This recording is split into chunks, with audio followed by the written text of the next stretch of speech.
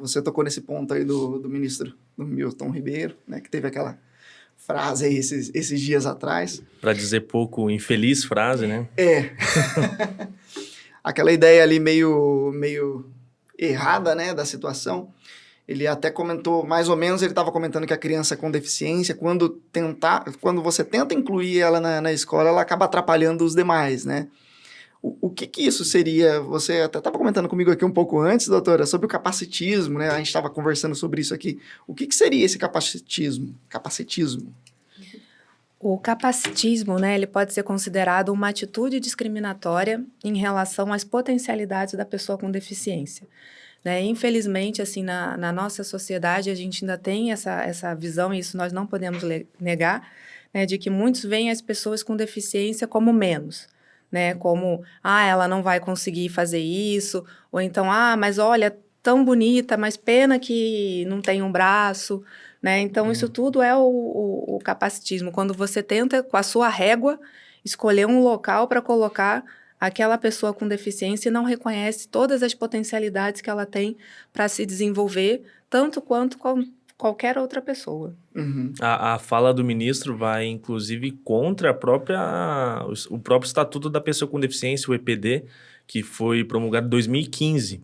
A gente está, como a doutora falou, está retrocedendo uns 30 anos nessa discussão com essa fala do ministro, porque a ideia da mudança do Estatuto da Pessoa com Deficiência foi retirar a ideia de vulnerabilidade daquela pessoa com deficiência e adicionar ela com igualdade.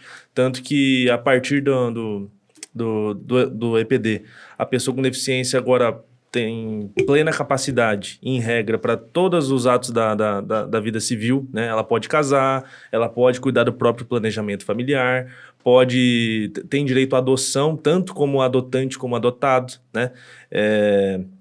As eventuais restrições vão ser sobre a vida patrimonial, né? Que aí a gente tem a tomada de decisão apoiada, que é um instituto que veio também na lei, né? Mas na prática, não sei se a doutora vê, mas eu acho que ela é substituída pela procuração pública, né? Que a tomada de decisão apoiada é um processo em que a pessoa com deficiência elege ali duas pessoas, em regra ali, para representar ela e auxiliar ela nas ações da vida patrimonial, da vida civil.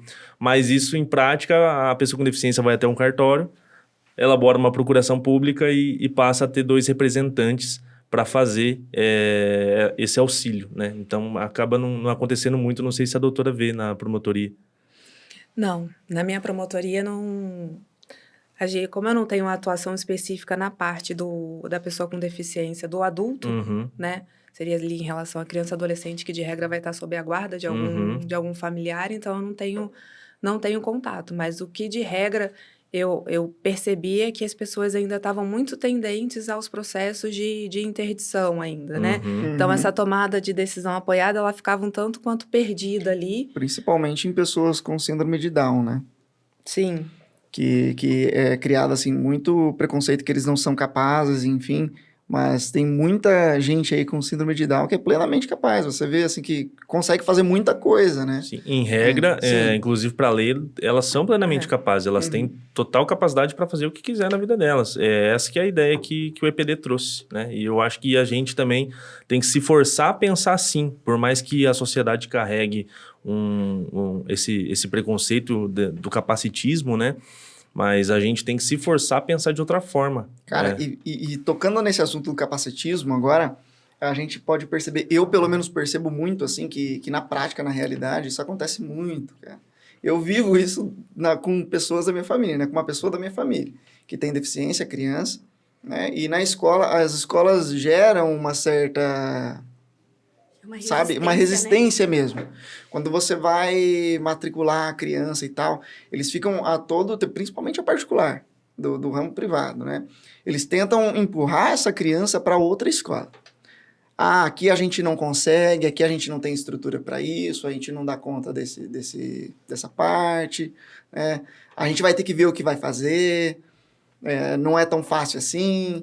Aí eles ficam te testando até ver se você desiste e vai para outro lugar. Não nega o aluno porque senão arruma problema, né? Mas fica fazendo esse joguinho aí, tipo, não, dá uma olhada aí, porque aqui não vai dar muito certo. É o tal do negócio que sabe que tá errado, mas não quer fazer o certo, É entendeu? má vontade, né? Má vontade. E isso acontece muito ainda, principalmente mães e pais, né, de crianças com deficiência, têm sofrido muito com isso. Nas escolas particulares aí que eu conheço, né, eles até fazem as coisas, mas você tem que batalhar para conseguir um direito que é do seu filho. Né? E às vezes você tem que brigar muito para conseguir aquele direito. Uhum. As pessoas pensam que isso não acontece com frequência, só que a realidade, inclusive, é uma coisa que a gente estava pesquisando antes de fazer o episódio. 25% da população brasileira possui algum tipo de deficiência. Então, não é pouca gente. São 45 milhões de brasileiros no último censo.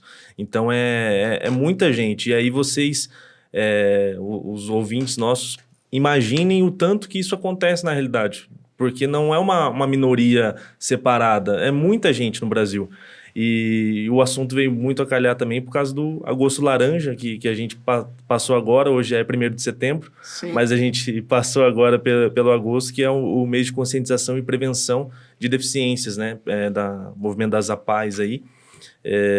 Então, queria deixar um abraço para todos os pais, mães e pessoas com deficiência do Brasil e dizer que o Ministério Público, a advocacia de modo geral, está a serviço deles sempre. Com certeza.